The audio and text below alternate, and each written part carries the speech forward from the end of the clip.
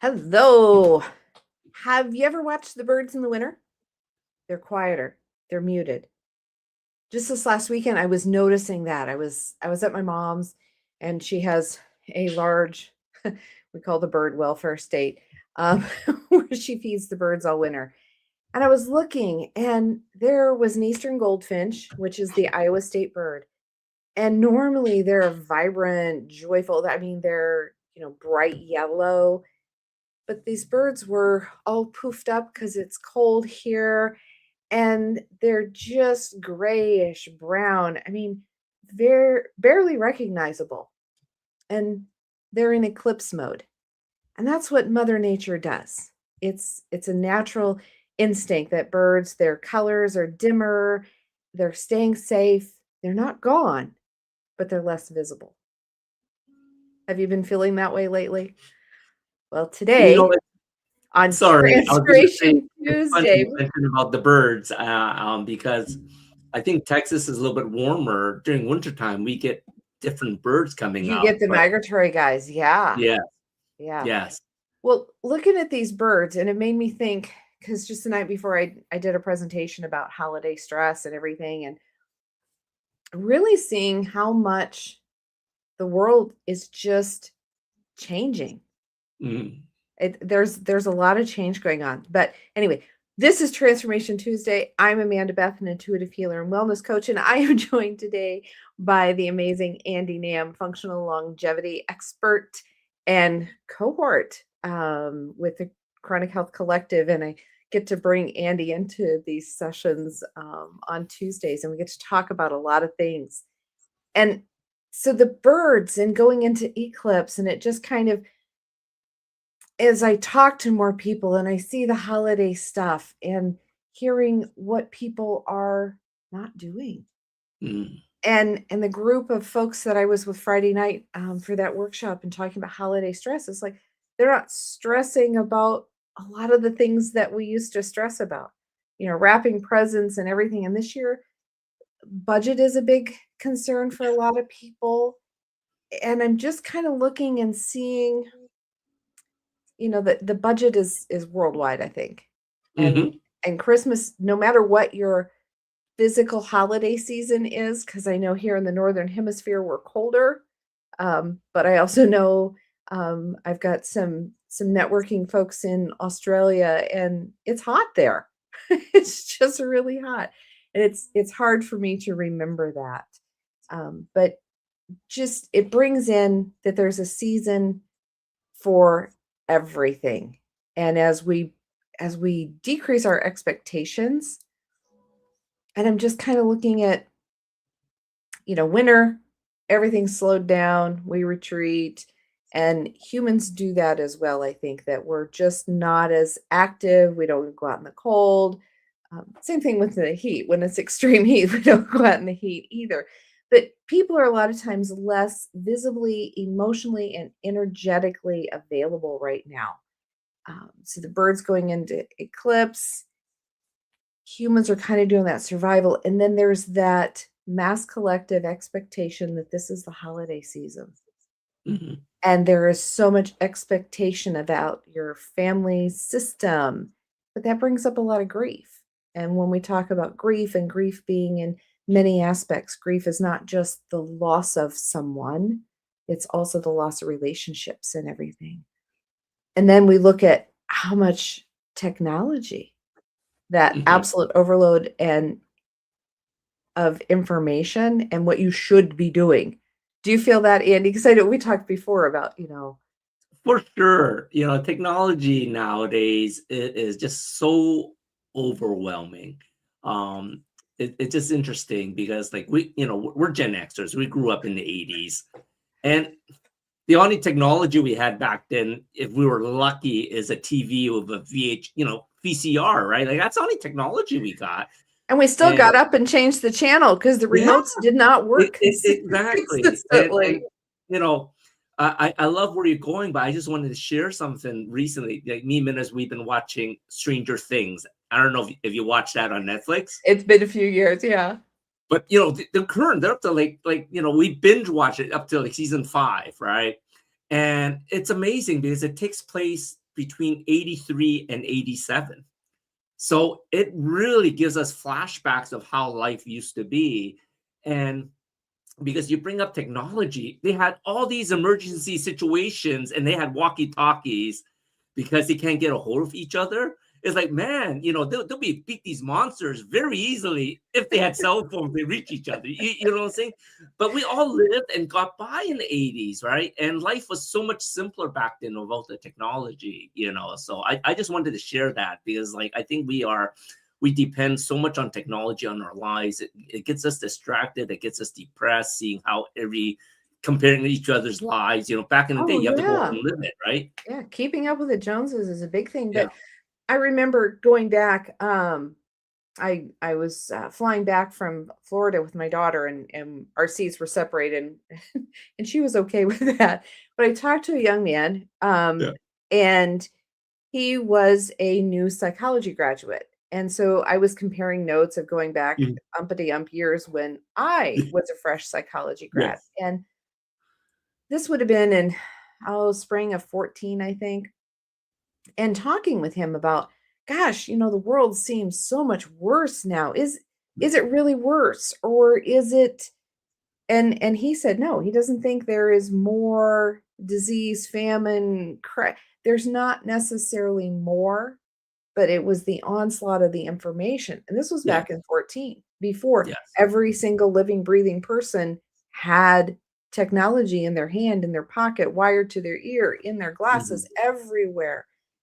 And I think it's really, really important to step back and to disconnect from a lot of those things. We're more aware, and it feels like there's so much worse going on. Mhm.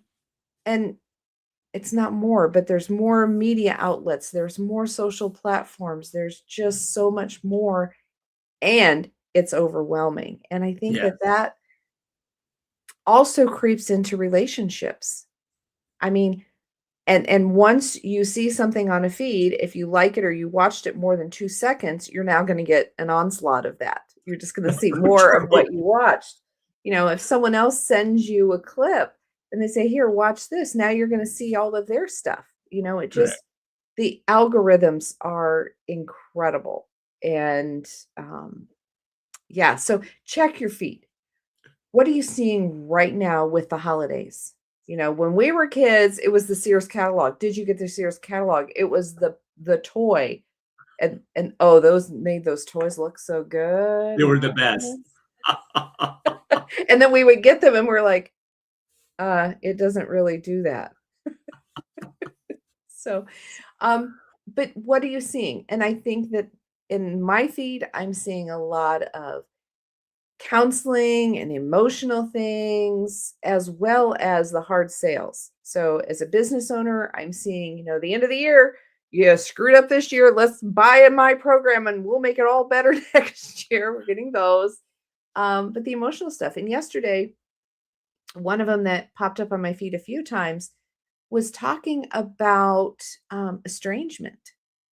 Oh, wow. Okay. And so it was a workshop. It was like, pop on right now to this workshop. And I did. I sat in on the workshop with this fella, and that's mostly what he deals with is estrangement. And it really enforced the core values of what I teach. And so here we are with a group of people in this workshop, and not being able to follow through with holiday traditions, and kind of getting hung up on the decisions that they've made around their family, having smaller gatherings and being okay with it is a Mhm. struggle that they were having. And of course, Saturday morning started with the local holiday things, and the Santa Claus that was going to be at breakfast with the kids canceled. And so our Wow. household got contacted, and so we had the opportunity. I got to be an elf Saturday morning, bright and early. And then looking at the birds and how the birds are pulling back, and what the kids were asking for and stuff was really different. It was a different expectation because my children Mhm. are older now, and so we're not getting the kiddo things. So then this whole estrangement thing, and looking at where people have made choices and decisions, within their family system. And I'm not talking necessarily just blood family, but Mhm. the people that you interact with. And as you change your circle, as you heal and grow, your circle changes naturally. But I just really wanted to, talk about that, what your personal decisions are and the things that you're living with, and having the discretion to know when it's okay to just recluse back and to focus on yourself to heal so that you are coming from the best possible healed you to be Mhm. making those decisions. So, do you ever feel that there's all the traditions you have to do that just really aren't fun anymore? Christmas time's tough because like you said, there were so many traditions growing up, because, I grew up in, not a wealthy family. So, Christmas becomes a big deal. Me and Min has been watching Christmas romances on TV lately. And there was there's a scene because, I'm not even gonna talk about the movie, but there's a scene they're trying to make it look like the Christmas tree looked amazing. And they were wrapping cereal boxes, right? And Minna says, "Why are they doing that?" And I looked at her. I said, "Well, my family did that because we weren't rich enough to buy presents, but we did not want our Christmas tree to look barren. So we actually are wrapping shoe boxes and stuff like that. So when people come over, I'm thinking back, wow, that was sort of silly. Like, who the hell was looking at our Christmas tree next to us, making us feel better that there were presents under the Christmas tree?" Right. But yeah, me and Minna didn't even put up our Christmas tree yet. We said we're gonna do it over the weekend, and I'm gonna try to get around this week before Christmas happens next week. But if it doesn't happen this week, I'm not gonna bother putting it up. It's like, what's the point of putting it up for like 5 days? Well, and yeah, my in my house, the Christmas tree never went up before Thanksgiving. I mean, and then my kids would push it and push it. It's like when the Thanksgiving dishes are done, then we can start talking Christmas. It usually goes up the first weekend in December. And Right. then as a business owner being more and more busy and Mhm, looking at, exactly. yeah, who is coming to my house? Who am I doing this for? And so the last Exactly. few years, I'm fortunate that I have one of those pre-lit Christmas trees, and it's Oh, got love some it. flocked pine cones and cranberries on it. So this is probably another year where that's as decorated as it's gonna get. I mean, there's a few special ornaments that always Good. come out, but and then knowing that it's going to fall on me to put it all away. And Yeah, what am I exactly. willing to do? I don't do Mhm, big entertaining, so I don't have to wrap up all the presents under the tree. But there was the status symbol and the keeping up with the Joneses. mhm, And I think it's mhm, really important to acknowledge that, well, Christmas falls in the same day every year.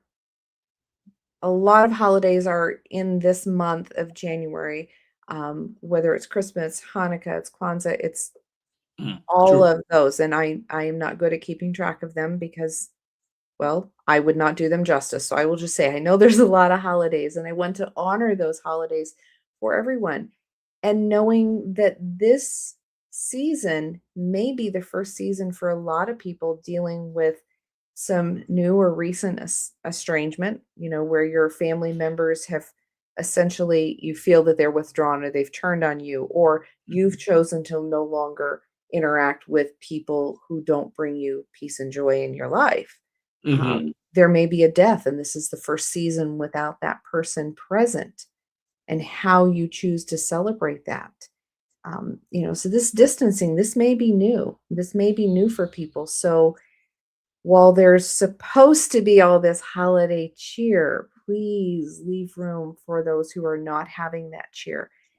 And I just want to make sure everybody knows that it's okay.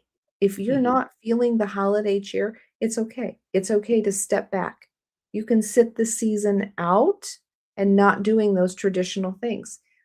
If those traditions bring you peace and joy, then yeah, by all means, get the tree out, do the presents, wrap some cereal boxes.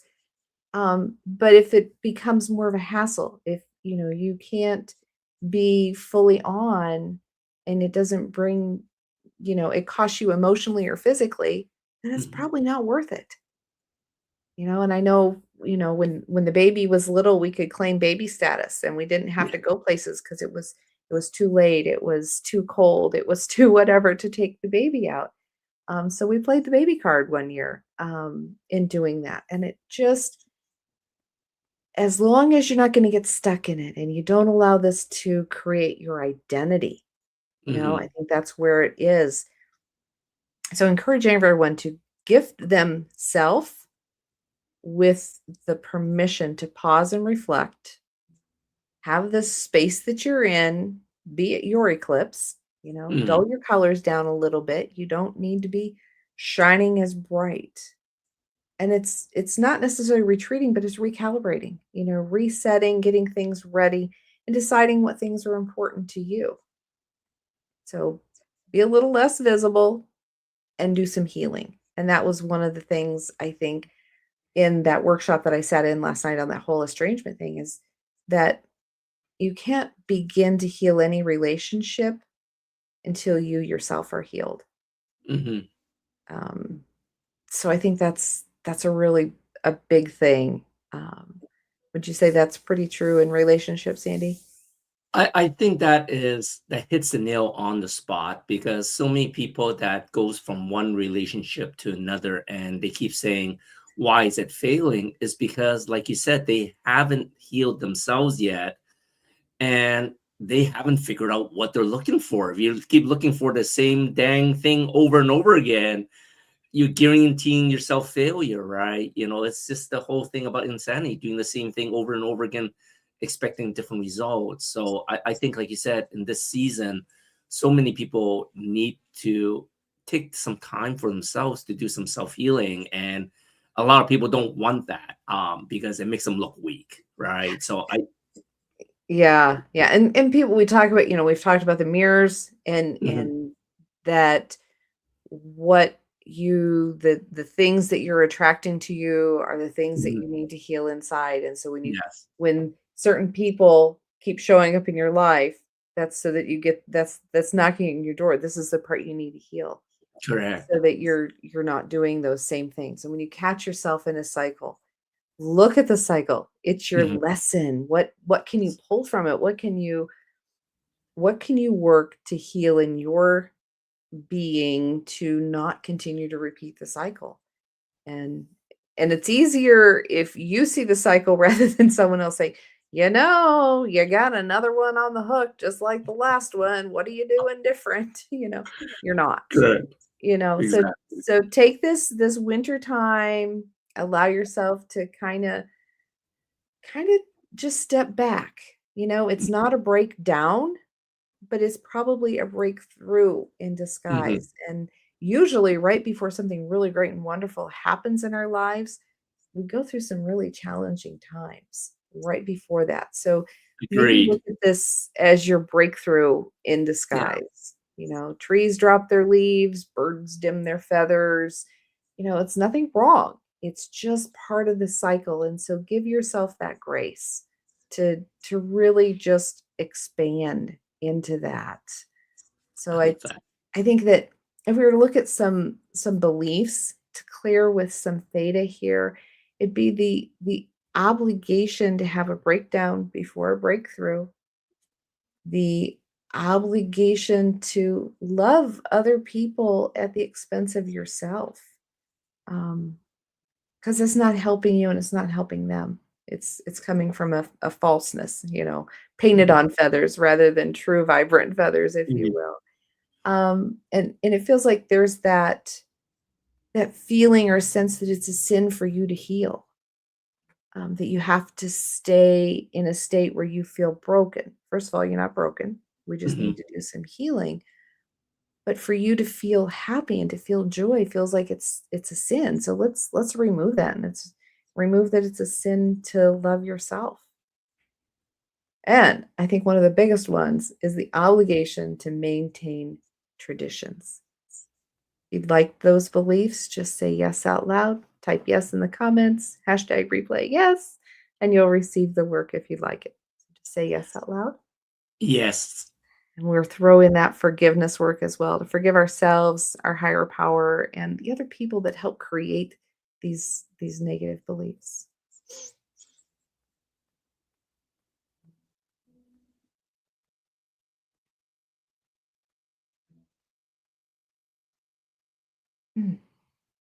Those family traditions. Oh goodness. My brother, when when I had moved out and my mom sent Christmas ornaments to me, and my brother helped pick out which ornaments, and there were ornaments and my brother and I went back and forth every year.